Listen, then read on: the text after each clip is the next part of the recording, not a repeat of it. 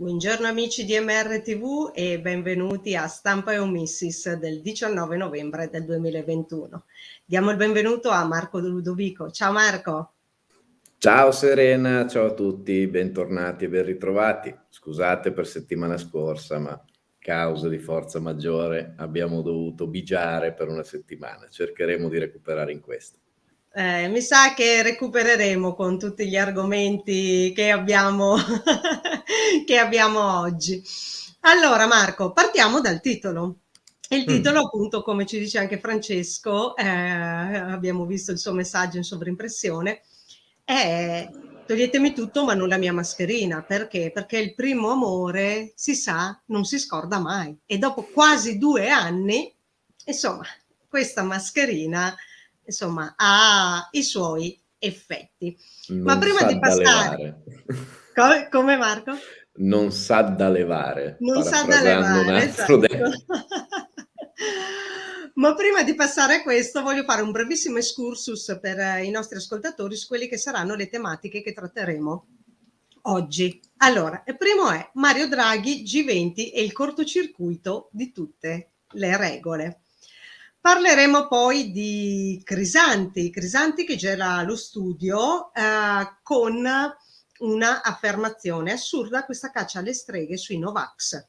Non devono essere la foglia di fico per coprire errori di strategia. Il siero da solo non basta, in Irlanda 93% di vaccinati e record mondiale di contagi. Parleremo poi anche, Marco, delle promozioni e le offerte per le future mamme vaccinate. E inoltre anche perché immaginare il futuro quando si può già vedere tutto nel presente. La Cina è già qui. E un altro argomento che tratteremo è la proposta di suicidio da parte delle associazioni dei commercianti, negozi aperti solo per chi mostra il Green Pass. Parleremo poi della nostra cara amata Gruber. Tu chiamala discriminazione se vuoi, ma la Gruber conosce bene il motto io so io e voi non siete. Puntini puntini. Parleremo poi della fase della narrazione sugli effetti del vaccino e infine le fasi dello Stato. Marco, partiamo innanzitutto allora da questo primo argomento, vabbè, se vuoi dire 2 parole ovviamente sul titolo, e poi parleremo invece di Mario Draghi, il G20 e il cortocircuito di tutte le regole. A te Marco. Sì. Partiremo proprio da quello, nel senso che proprio, soprattutto in questa fase, sotto questo aspetto delle mascherine, vabbè, il titolo ovviamente va a parafrasare un famoso spot pubblicitario di una marca di orologi, di gioielli, quindi toglietemi tutto, ma... E perché toglietemi tutto? Perché effettivamente sembra che in tutto questo tempo, in questi anni, tutta la popolazione sia stata dove più, dove meno, quando in maniera più con adesioni quasi totali, quando con un minimo di dissenso, ma sia stata sostanzialmente disposta a rinunciare veramente a tutto, libertà, lavoro, soldi, diritti, Costituzione, cioè a ruota bene o male si è stati in grado di rinunciare a qualsiasi cosa. Anche adesso in realtà vediamo per l'aspetto del Green Pass, del vaccino, che effettivamente si spostano gli equilibri perché il giorno prima va tutto bene, andrà tutto bene, poi il giorno dopo purtroppissimo si scopre che non è andato tutto bene, quindi riposizionamenti vari, quindi lì ci sono sempre dei tentennamenti.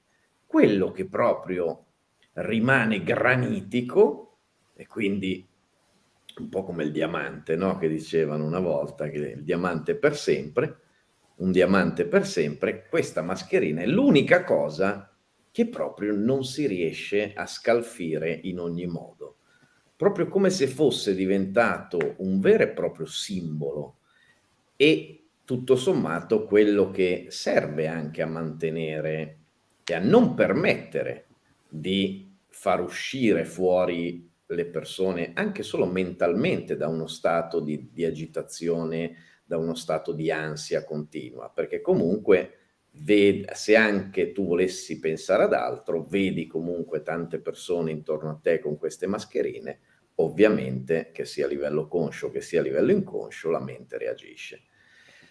E proprio su questo vediamo il bellissimo, secondo me, cortocircuito che c'è stato durante il G20, dove ovviamente se volessimo ricordare, e nella descrizione appunto poi ci sono tutti i link che fanno riferimento ai vari tweet che sono stati ripresi per appunto dare la possibilità di guardare poi i vari contenuti.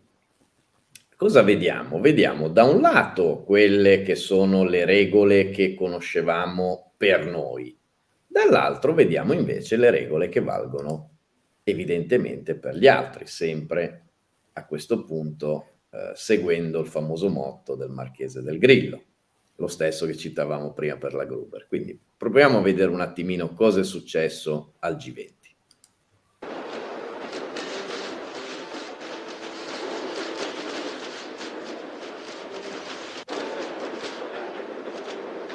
Vedete il distanziamento, no distanziamento, vieni, avvicinati. Mascherina, no, te la devi proprio togliere, non sei obbligato a tenerla, te la devi proprio togliere.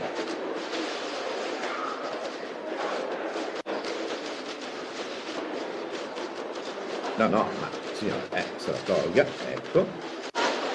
Oh, niente strette di mano, come sappiamo, bisogna solo sgomitarsi uno con l'altro.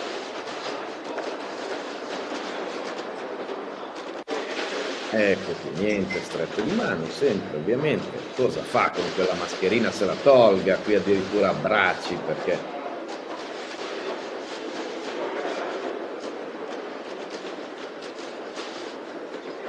Ma se la tolga, ma mi faccia piacere, se la tolga,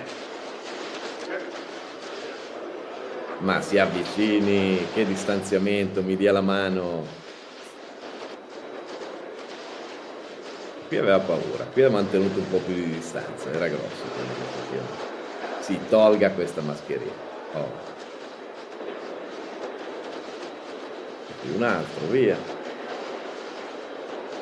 Venga vicino. Stretta di mano, doppia stretta di mano, particolare fra l'altro, molto particolare questa stretta di mano.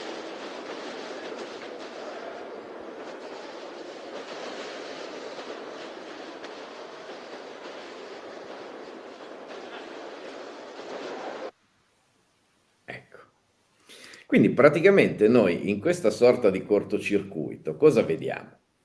Lo stesso legislatore, perché in teoria dovrebbe essere il Parlamento a fare le leggi, però sappiamo che questa cosa è passata di moda, ma lo stesso legislatore che ci dice che si è obbligati a portare le mascherine al chiuso, soprattutto se si viene a contatto con persone non conviventi, qui c'erano persone dell'intero globo terracqueo, quindi se c'era una possibilità di prendere una variante a caso ce le avevamo tutti. Non bisogna assolutamente stringere le mani perché bisogna proprio darsi colpi di gomito, sempre il punto in cui poi bisogna anche starnutire.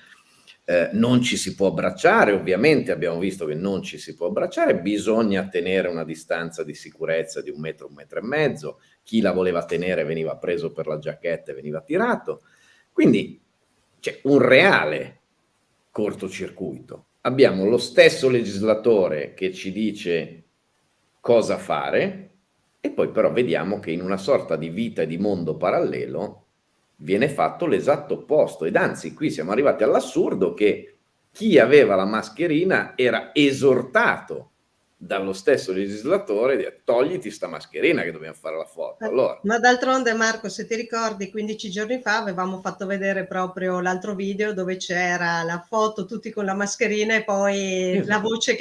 la voce dietro il sipario che diceva toglietevi la mascherina, adesso foto senza mascherina.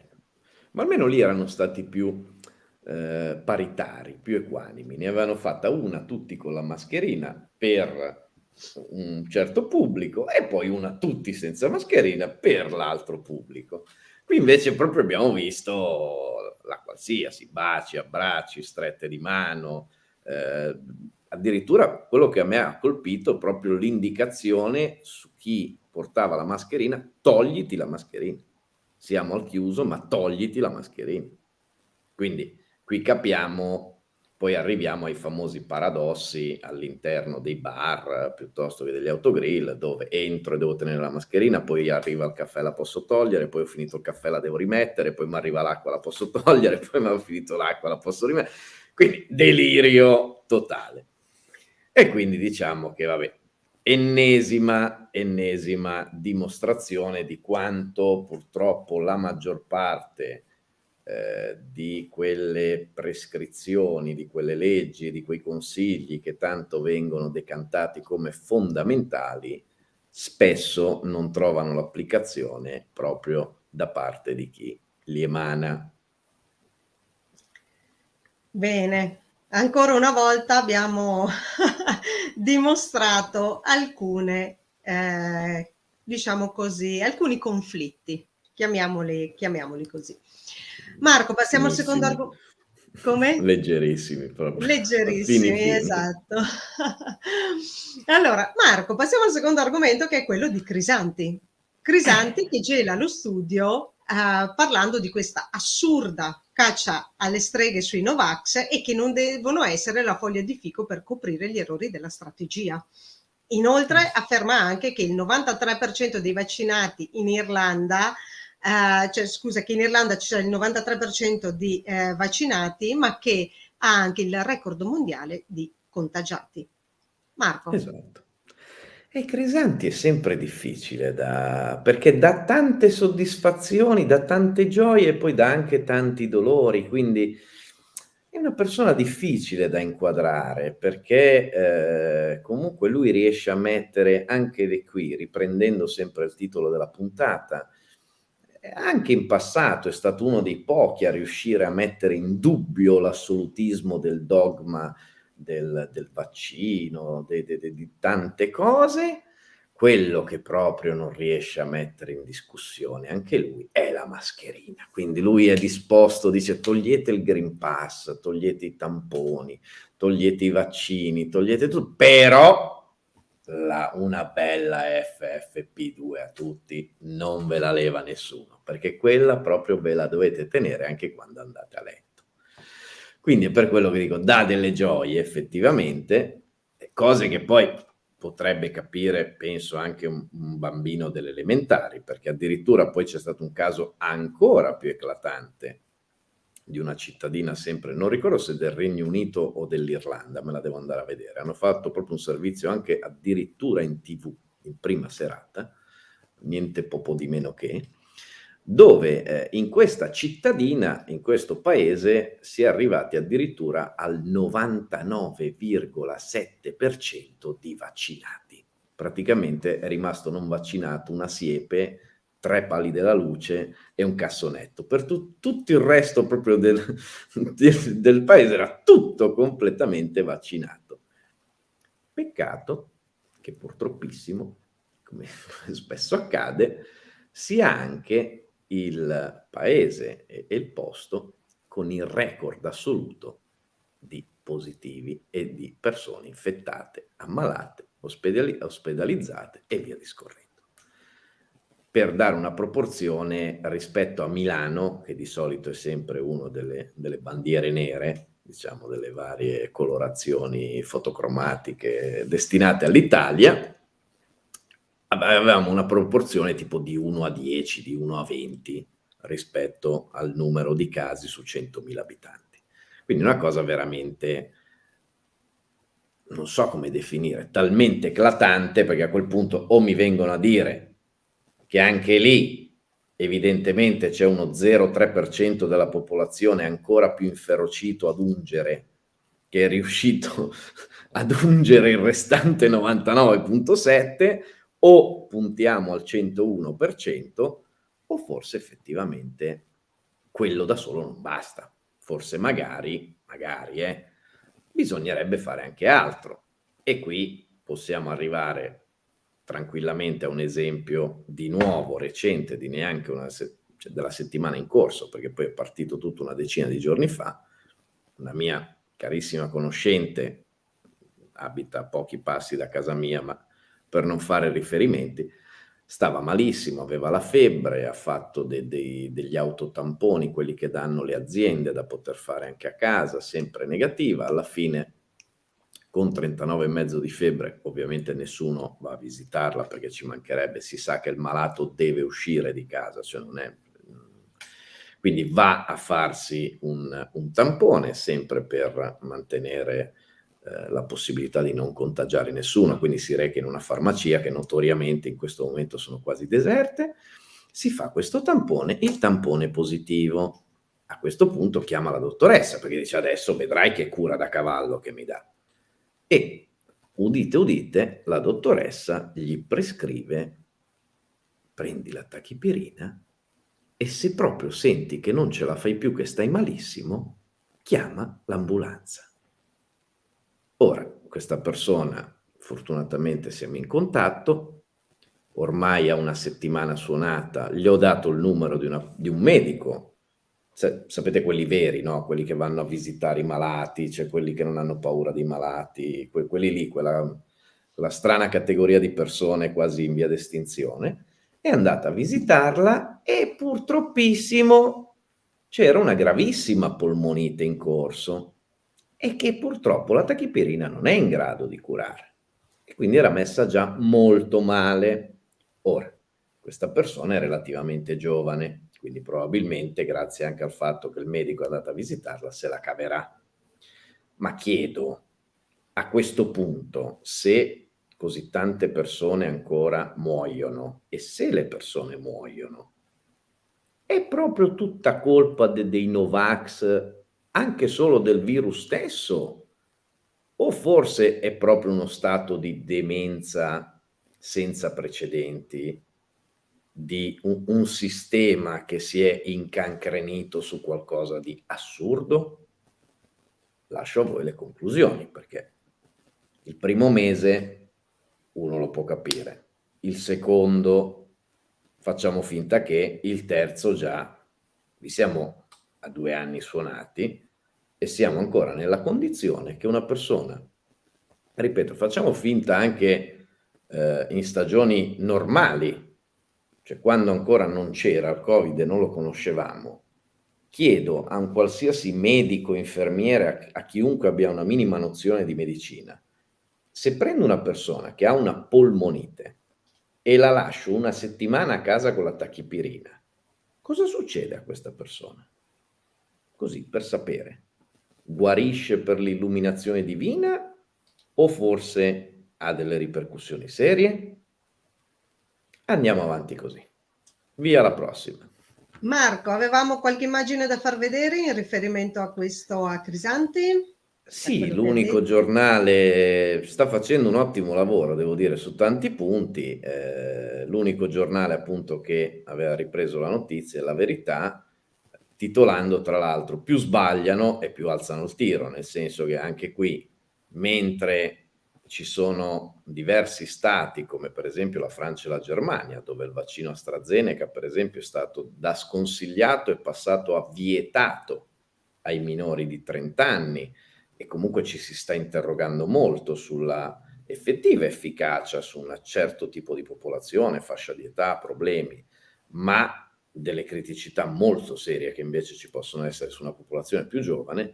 Ecco, qui noi invece, siccome siamo sempre più realisti del re e dobbiamo essere sempre i primi degli ultimi, addirittura stiamo già iniziando a parlare molto frequentemente di vaccinare i bambini di 5 anni, di 6 anni, di 7 anni, perché notoriamente abbiamo visto come ad orologeria sono arrivate proprio le prime notizie di 30 bimbi morti. Peccato che poveri cristi erano morti perché ne avevano una più di Bertoldo, ma addirittura hanno fatto immagini di articoli di giornale dove avevano ripreso proprio un bambino intubato, poverino, con tutte... Peccato che il bambino era stato operato di cuore, cioè non c'entrava niente, aveva 6 mesi, piccolino. E quindi siamo arrivati, anche qui stiamo arrivando a un livello di propaganda veramente imbarazzante e oltre che totalmente antiscientifico e totalmente illogico. Cioè, anzi, se andiamo a vedere, fino ai fatidici 6 anni sono gli unici che sono stati esentati da quel feticcio della mascherina, e anche qui una risposta me la sono sempre data, perché effettivamente poi i bambini dai 6-7 anni in su iniziano a recepire un po' troppo l'educazione dei genitori. Un bambino sotto i 6 anni, se tu gli dici di piantarsi sulla faccia una mascherina, ti chiede: ma perché la devo mettere? E a quel punto, in tante situazioni come quelle che abbiamo descritto, ridicole, e forse anche qualche adulto in più si farebbe una domanda. Forse se anche gli adulti iniziassero un po' più a chiedersi perché, magari avremmo un'altra situazione. E Grazie vabbè, Marco. andiamo alla prossima propaganda. Sì, infatti voglio anche invitare gli ascoltatori ad approfondire magari questo discorso sull'alzare il tiro, che ne abbiamo parlato a Il Cittadino Sovrano martedì scorso, parlando del terrore pseudopneumatico, quindi ne abbiamo parlato lì. Marco, Natale si avvicina, ma qua le promozioni sono sempre più inquietanti. Vogliamo vedere le promozioni e le offerte per le future mamme vaccinate? Io mi vergogno anche a farle vedere, però questo è il mestiere che dobbiamo fare. Special Vax Day, la foto del proprio feto, perché chiamarlo bambino pare brutto, in omaggio alle donne incinte che si vaccinano. Correte anche voi a far fare la foto del vostro feto. Prima vi sparate una punturina e poi vi facciamo una bella foto gratis del feto. Io Anche direi che qua come questa... cambia la nomenclatura, non è più Sì, bambino. Come non c'è no, più no. mamma e papà, ma genitore 1, genitore 2, non c'è più bambino, figlio, ma diventa feto. Sì, sì, qui è proprio quasi incommentabile come... Ma io più vedo queste notizie e più sinceramente la domanda me la faccio, perché dico, ma cioè, queste campagne devono essere architettate dai cosiddetti famigerati Novax, perché io non posso credere che un essere senziente veda una cosa di questo tipo e dica: orca che figata, andiamo subito a spararci una bella prima dose che adesso non l'avevo ancora fatta perché così mi danno la foto omaggio. Cioè sono delle robe veramente talmente paradossali, talmente al limite del ridicolo. Io più di una volta ho protestato pubblicamente perché per la sottrazione del lavoro, perché dico, ma le testate come Lercio, come bufale.net, cioè voi gli state togliendo il lavoro, perché questi invece sono già articoli, di solito queste robe qui venivano fatte veniva preso un articolo normale e poi tradotto in bufala o comunque in gag satirica da questi portali. E adesso cosa fanno? Cioè, a fronte di una notizia già ufficiale così, un portale come Lercio, come bufale.net, cosa si deve inventare, poverini? Di fronte a un... Cioè, stanno continuando a togliere posti di lavoro, cioè stanno eliminando continuamente lavoro, non va bene questa cosa. Ma d'altronde questa cosa Vabbè. l'avevamo già vista quando davano la birra omaggio, l'hot dog, insomma avevamo il gelato, avevamo visto anche questa cosa. Io ti giuro, Marco, Serena, ancora a distanza di così tanto tempo, quando mi trovo di fronte appunto a cose come queste, non posso credere che siano vere. Tuttora, da imbecille ormai, perché ho ancora una speranza, senza citare, vado sempre a cercare se è vera quella notizia lì, perché dico, ma è impossibile, non è possibile una cosa, sarà una gag, sarà uno scherzo di cattivo gusto. E quando scopro che è vera, cioè io rimango sempre basito come la prima volta. È una storia senza fine, cioè non si vede veramente quale sia a questo punto il livello più basso raggiungibile. Cioè io una roba del genere pensavo di non vederla neanche su robe di cattivo gusto. Cioè, queste sono campagne, quelle che una volta chiamavano le pubblicità progresso. Queste. E qual è il progresso? Quale sarebbe? Boh. Andiamo bella avanti. domanda Marco, quale sarebbe? Mm. Allora Marco, visto che parliamo di progresso, perché immaginare il futuro? Il progresso è già qui e ora nel presente. E questo progresso in questo momento si chiama Cina, ovvero la Cina è già qui.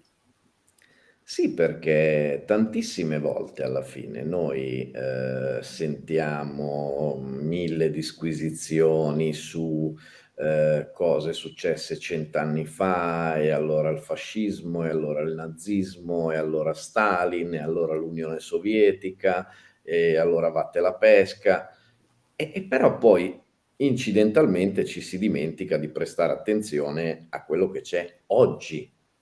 Cioè, quella stagione, per quanto nefasta, è passata. Ma alcuni aspetti di quella stagione così nefasta, purtroppo non sono passati. Quindi anche qui la distopia che io non capisco: perché porre così tanta attenzione su eventi di un secolo fa, quando oggi, nello stato, in quello che è a oggi lo stato più potente del mondo, che non sono più gli Stati Uniti, ma è la Cina, succede qualcosa come questo.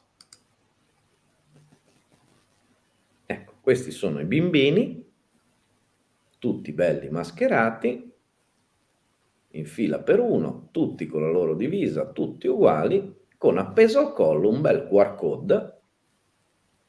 Noi qui siamo indietro, abbiamo ancora il tesserino piccolino del Green Pass e tutto.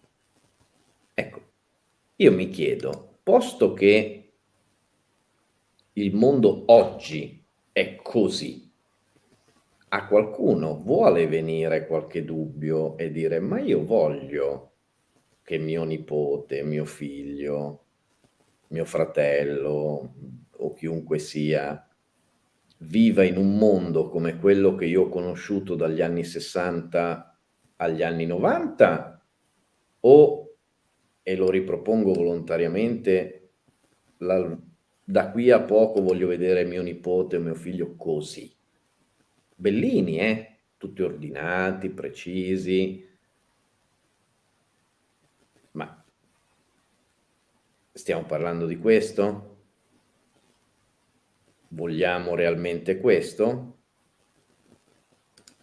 Poi continuiamo a disquisire, se vogliamo, di tante cose che non esistono, che non si conoscono, che non hanno senso di essere nominate oggi. È peccato che poi ci dimentichiamo di quello che già c'è. Questo già c'è, e c'è, ripeto, non è, con tutto il rispetto, il Guatemala, che chi se ne frega, cioè, ha un'influenza mondiale pari a niente. Cioè, qui stiamo parlando della prima potenza mondiale. Di solito le prime potenze mondiali influenzano il resto del mondo, casualmente. Cioè, noi, nel bene o nel male, abbiamo subito e anche goduto dell'influenza, in base ai punti di vista, dell'influenza degli Stati Uniti per tanti decenni. Ecco, adesso la prima potenza mondiale è questa. Quindi probabilmente quello che si cercherà di implementare è questo, e non è una visione del complottista di turno, del visionario. Cioè, questo è oggi. La patente del cittadino, lì, quella a punti e così via, è oggi. Questa roba qui dei bambini col QR code al collo, tutti belli bardati col gilerino, tra l'altro i gilet gialli, vabbè, li ricordavo in altra maniera, è oggi, non è un'ipotesi, è così oggi. Vogliamo questo? Ognuno faccia le sue scelte. Già, ognuno scelga per sé, però sarebbe bello che la gente iniziasse a scegliere da sé e non scegliere per condizionamento o per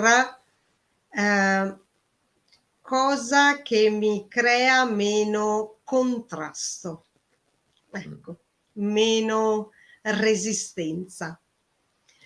Marco, questa proposta di suicidio da parte delle associazioni dei commercianti, negozi aperti solo per chi mostra il Green Pass. Esatto, vediamo qui il propostone in realtà non è dei commercianti, perché i commercianti sono mica scemi, ma delle associazioni dei commercianti e così via, che lì non lo so se invece sono più scemi o meno. E qual è l'idea geniale che è venuta in mente a questi altri luminari? Nei negozi, per le spese di Natale e tutto, entra solo chi mostra il Green Pass. Ecco, perché io l'ho chiamato una proposta di suicidio? Perché mi sono immaginato nella mia mente i titolari di Amazon, di eBay, di Google, di PayPal, i corrieri tutti e gli spedizionieri È stato il primo tutti. pensiero che ho avuto, Marco. Ecco, io ho provato a immaginarli un attimino insieme nella mia mente e ho immaginato una reazione tipo questa.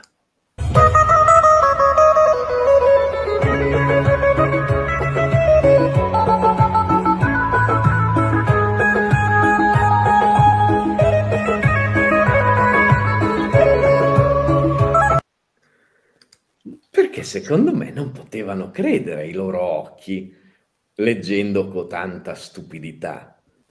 Cioè, in una situazione dove abbiamo intere vie con negozi chiusi, un'economia al collasso, perché è vero che il PIL aumenta, ma va visto anche come aumenta, perché se per esempio un'industria come quella dei tamponi, delle mascherine, dei gel igienizzanti e così via, che non esisteva, inizia a fatturare miliardi, il PIL aumenta, ma per loro, non per gli altri.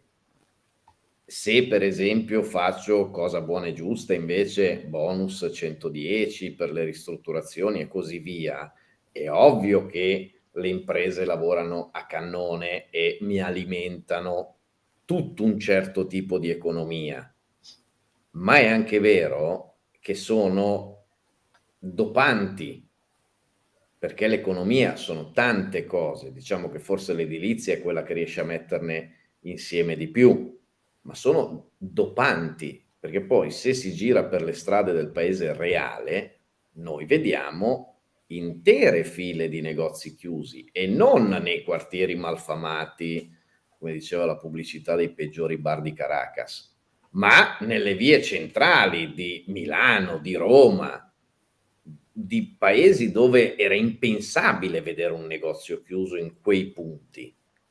E noi vediamo sfilze di negozi falliti. E uno che è rappresentante di un'associazione di categoria di queste persone, qual è l'idea geniale che gli viene?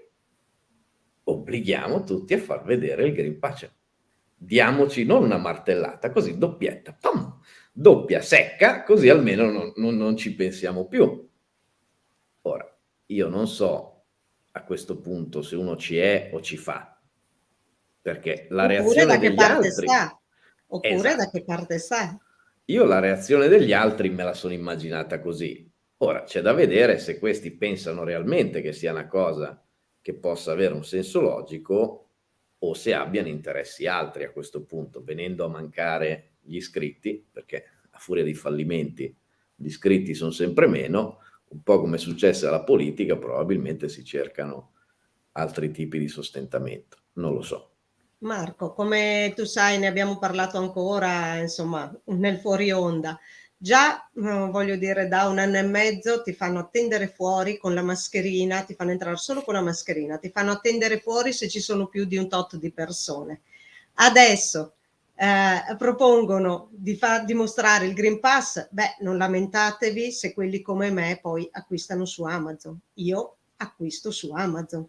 Perché se devo entrare in un negozio e stare con la mascherina tutto il tempo, se ci sono già 2 persone dentro devo attendere fuori, magari fuori c'è il sole cocente d'estate, oppure piove, oppure c'è vento, c'è freddo. Beh, perdonatemi, preferisco dar da lavorare ai corrieri.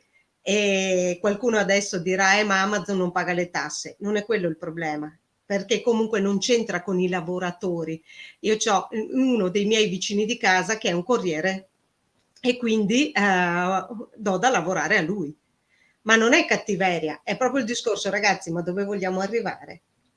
Cioè è Io questo, non sono vi lamentate se si lavora, se si acquista su Amazon o eBay, come hai detto tu prima, o tutta un'altra serie cioè se sei un commerciante ti devi ribellare tu. È lo stesso discorso che avevamo fatto poi anche con i ristoratori. Cioè a che serve aprire un giorno se il giorno dopo poi chiudi? A che serve andare in piazza se poi torni a casa e comunque non fai l'azione di protesta quando torni a casa? Però che bello, sono stata in piazza in mezzo a tanta gente. Bello, certo, ci devono essere le manifestazioni per far capire in quanti si è e che si è uniti, ma se poi si torna a casa e si continua la vita di prima, beh, a che serve? Non lamentatevi se Amazon continua a ampliarsi. In fin dei conti, come ho detto ancora, nel magazzino che c'è qui vicino al mio paese, beh, ci sono 1000 persone che lavorano. Sì, sì, no, ma qui ci sono due spunti importanti. Proprio in base a quello che dicevi tu, Amazon non paga le tasse, quindi non bisogna comprare da Amazon. Vedi che il ragionamento è sempre per eliminazione, no? Mai per sistemazione del problema. Esatto. Non paga le tasse, fagliele pagare. Cioè, non è che si Esatto, ma elimina un infatti comparto io economico non ho parlato del perché discorso non... Mi avete finanziario. sentito?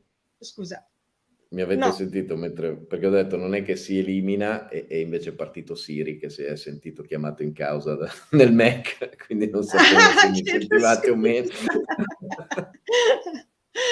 No, Ti è ascolto, perché ti no, ascolto. stavamo dicendo, cioè, io sono la prima a dire voglio tornare in negozio a provarmela la roba, a sentirla con Certo, le, se posso ovviamente con le mani, eccetera, però se mi ci costringete voi ad esatto, acquistare su Amazon, ma ripeto ancora, non è il discorso delle tasse, quella è una cosa che non dipende da noi che acquistiamo, quelli sono degli accordi internazionali che esatto, sono d'accordo che dovrebbero essere modificati. esatto. Però ripeto, Da ricordiamoci, invece, vedi, la soluzione proposta è eliminiamo Amazon. No, cioè, no, poverino, cioè, no, Amazon troviamo non una via deve di essere mezzo. eliminato, Amazon va regolamentato, che è diverso, perché ricordiamoci sempre che è vero che noi acquistiamo online, ma là ci sono delle persone che lavorano, che portano a casa stipendi.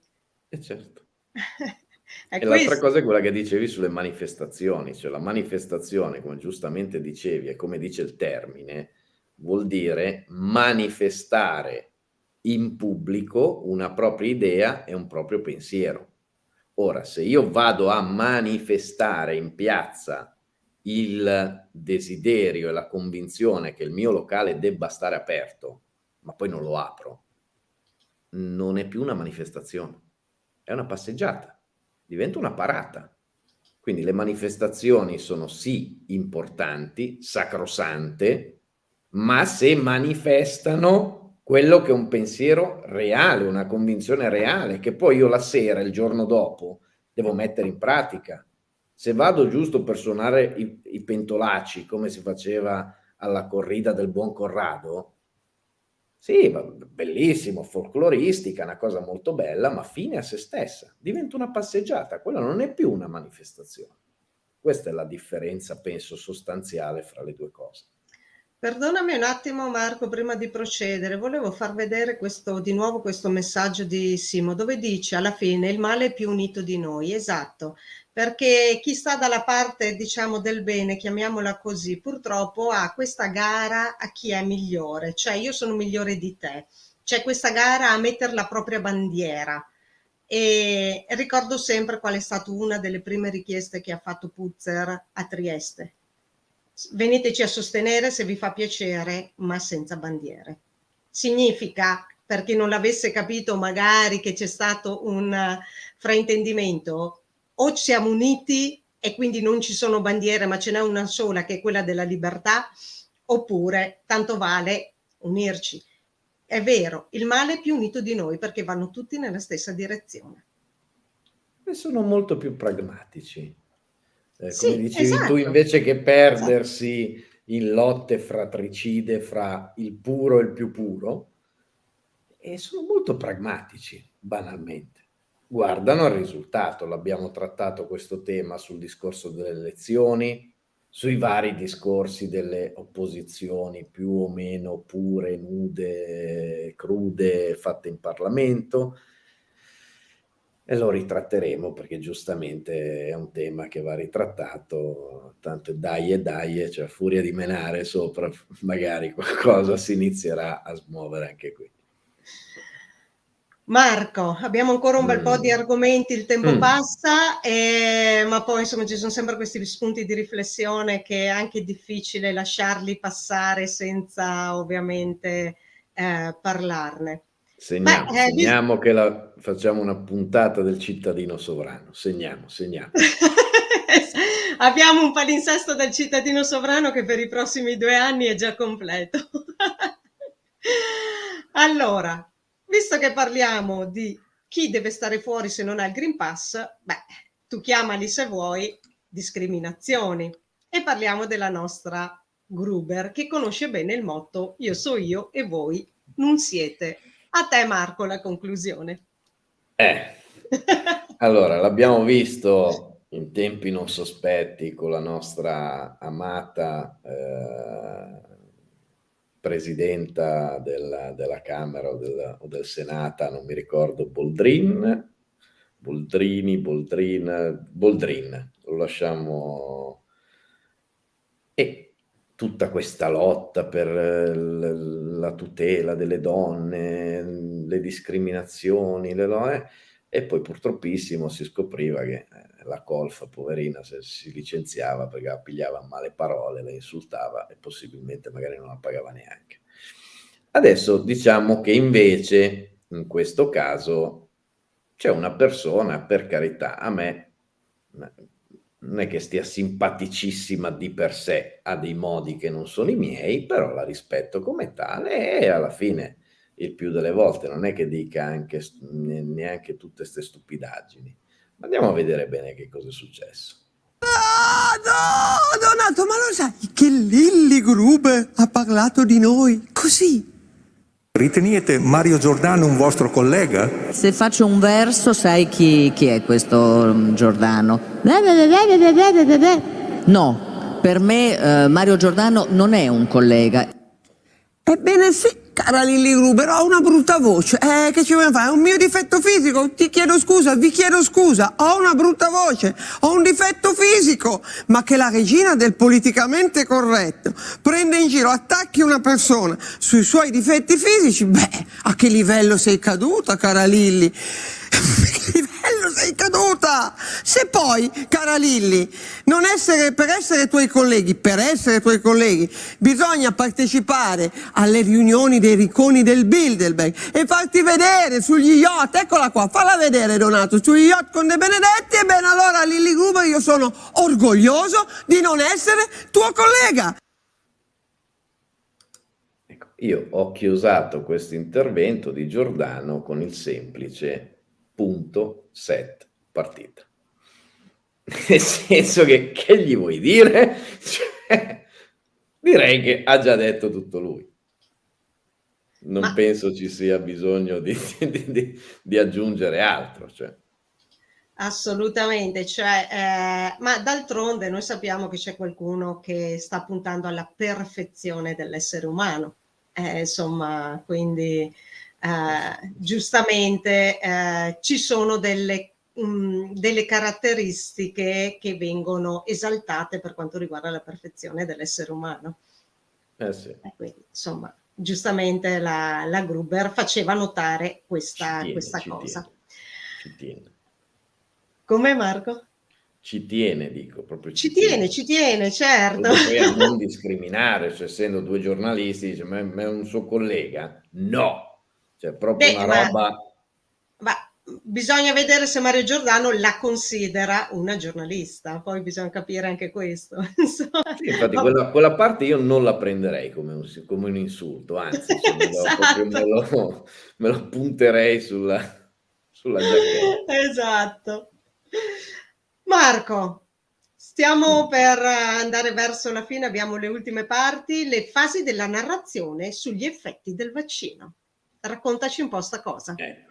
Allora, io mi sono andato a rivedere un attimino, se andiamo a vedere da quando siamo partiti, vi ricordate il famoso arrivo con gli elicotteri, i chips, tutti i carabinieri, l'esercito con la moto, i blindati delle forniture di vaccino, dopo un po' di mesi li scaricavano lì per strada, sul marciapiede, non ne fregava più niente a nessuno. Mi sono andato a vedere tutte quelle che possono essere riassunte come le varie fasi della narrazione che c'è stata appunto sugli effetti di questo vaccino. Quindi, fase 1, il vaccino immunizza, quindi inizialmente era il tutto. Fase 2, non immunizza ma riduce il contagio. Fase 3, non riduce il contagio, però non ti ammali. Fase 4, ti ammali ma non finisci intubato. E fase 5, puoi finire intubato, però non muori. Fase 6, qualcuno muore, però va in paradiso. E fase 7, terza dose, ricomincia dalla fase 1. Perché questo è quello che abbiamo fatto. Gradualmente siamo passati dal ti fai la punturina e improvvisamente, magicamente, il mondo cambia, fattene 2, poi fattene 3, e piano piano siamo scesi, e lì devo dire, quando ci vuole. Crisanti effettivamente fu uno dei pochi che già all'inizio era già più vicino alla fase 5-6, diciamo, era già partito abbastanza avanti.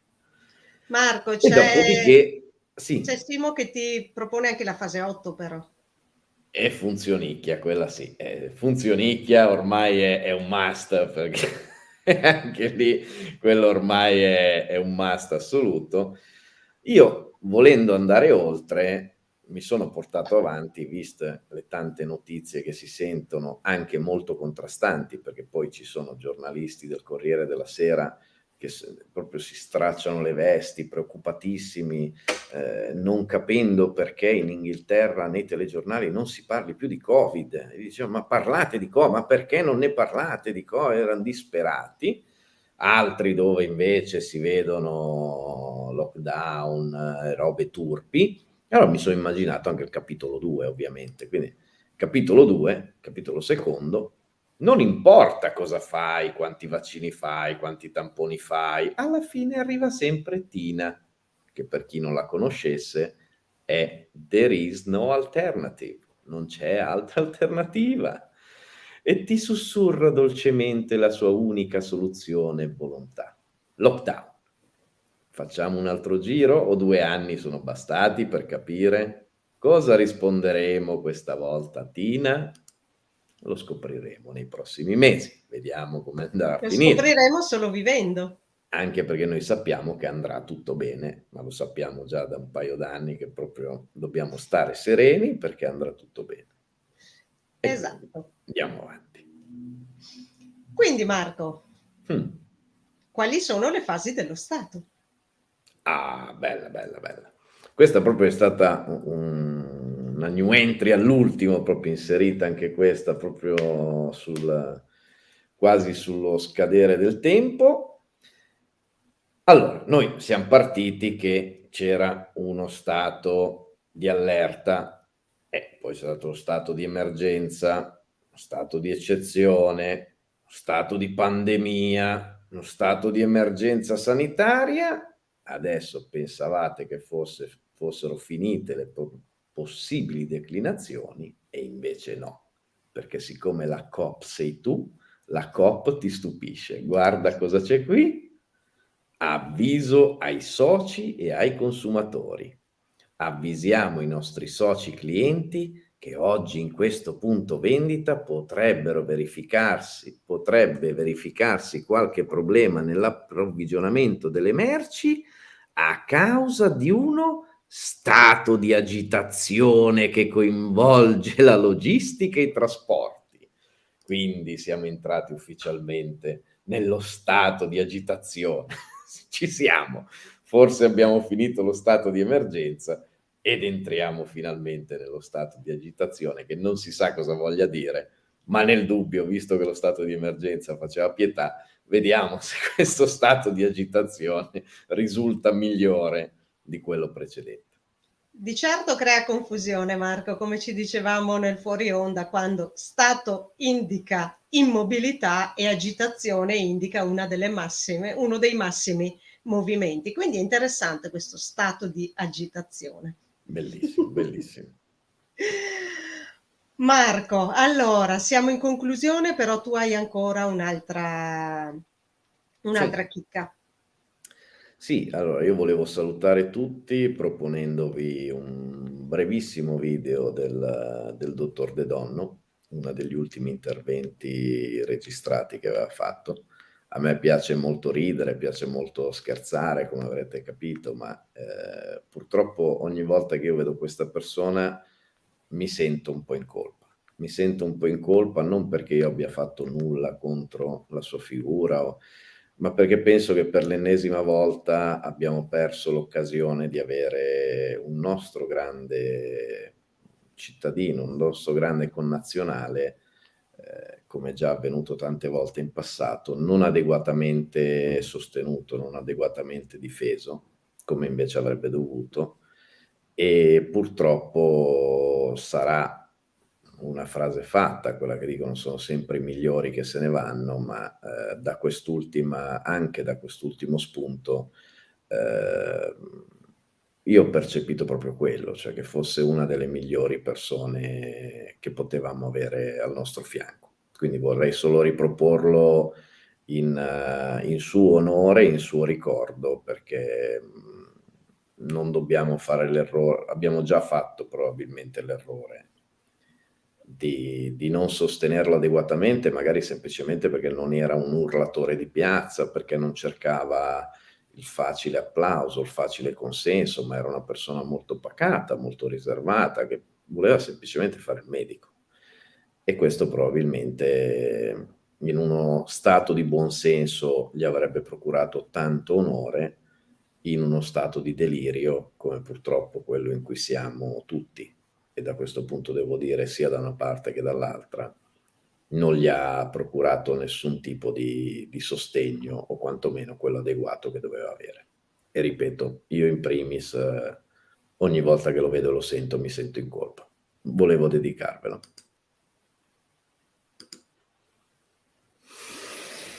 Grazie Marco per questo contributo finale.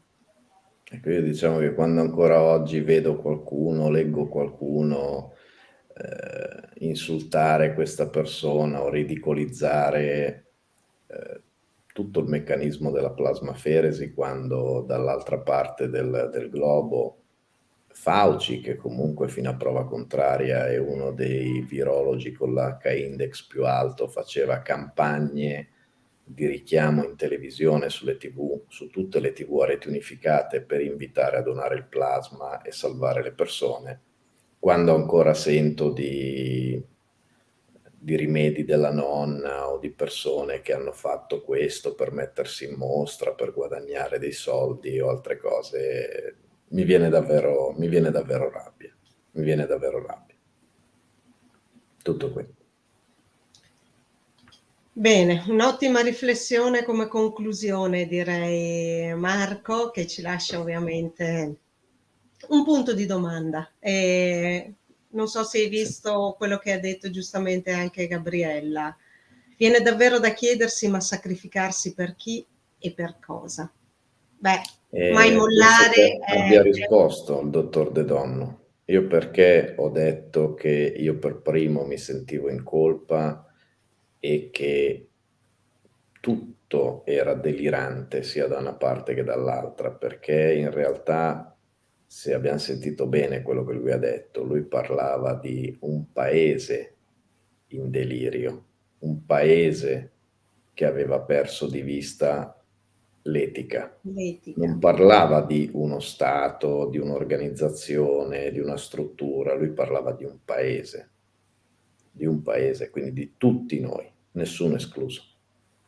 E io non mi ci sento escluso, nel senso che tutti abbiamo fatto tanti errori, tra i quali purtroppo andare troppe volte dietro ai grilli parlanti e troppe poche volte invece dietro alle persone che pacatamente in silenzio volevano fare davvero del bene, ricordandocele purtroppo poi troppo tardi. Infatti Marco, ricordiamo ancora una volta che il mondo si cambia in silenzio. E questo non significa non dar voce a se stessi, ma significa non urlare e dopo girarsi e fare sempre le stesse cose. Il mondo si cambia in silenzio significa si cambia con le azioni, con l'esempio. Questo è quanto, insomma. Bene, Marco, io voglio chiudere con questo commento di Simo che ringraziamo tantissimo, Marco. Cosa dobbiamo fare? Simo, tu devi capire che noi già rischiamo delle pene gravissime da parte del nostro presidente perché siamo a 58 minuti e invece avevamo un tassativo di 30 minuti, quindi eventualmente vi invito a scrivere le vostre lamentele. No, scherzo, ovviamente. È un piacere Però il anche nostro per noi, presidente ha veramente. detto anche che ci sono Sì, sì, che delle abbiamo le eccezioni, deroghe, sì, sì, sì, quindi bisogna dare a Cesare quel che è di Cesare e a Napoleone quel che è di Napoleone. Assolutamente. Anche per noi comunque veramente, scherzi a parte, è sempre veramente un piacere stare con voi, leggere i vostri commenti. Come detto prima, da tantissimi commenti poi partono anche tanti spunti per nuove puntate, nuove trasmissioni, quindi grazie davvero. grazie ovviamente a tutti quanti. Come al solito vi invitiamo a mettere un like al video se vi è piaciuto e di condividerlo in modo insomma da diffondere queste nostre considerazioni anche ad altri.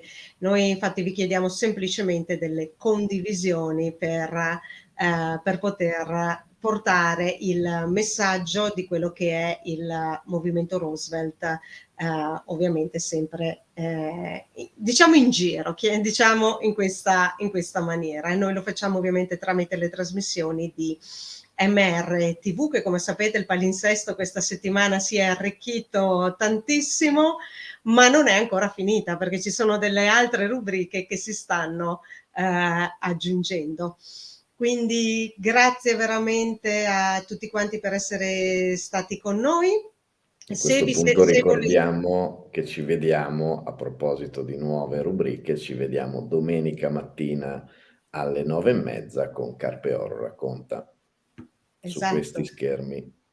Esatto, quindi un'altra appunto rubrica, oggi è partita Rosvelpedia, ieri Massoneria On Air, poi è partito Pane al pane, scusate, e Black and White, ma ce ne sono Poi altre sono che partiti partiranno. Marco e Serena nel frattempo perché sono partiti. Ma come stavamo dicendo, ne partiranno altre ancora, quindi insomma con altri curatori, ma sempre insomma rosveltiani che già comunque che già conoscete. Quindi grazie di nuovo a tutti quanti, iscrivetevi anche alla newsletter per non perdere le notifiche di tutte le rubriche settimanali, lo potete fare tramite il sito www.mrtv.it. E il Oppure canale cliccate sulla Telegram, campanella. non vi state più iscrivendo al canale Telegram. Minacciamo lo sciopero di Stampe Omissis, qui lo dico e qui lo nego. Quindi canale Telegram, newsletter e eventualmente se volete cliccate sulla campanella quando vi siete iscritti sul canale YouTube di MRTV. Grazie davvero a tutti quanti, noi vi invitiamo a essere con noi sempre con Stampa e Omissis venerdì prossimo alle 13:30. Marco, a te le conclusioni. No, io ho concluso, non la tiro oltre perché ho veramente concluso, dai. Perfetto, Aspetto allora solo una parolina. sigla.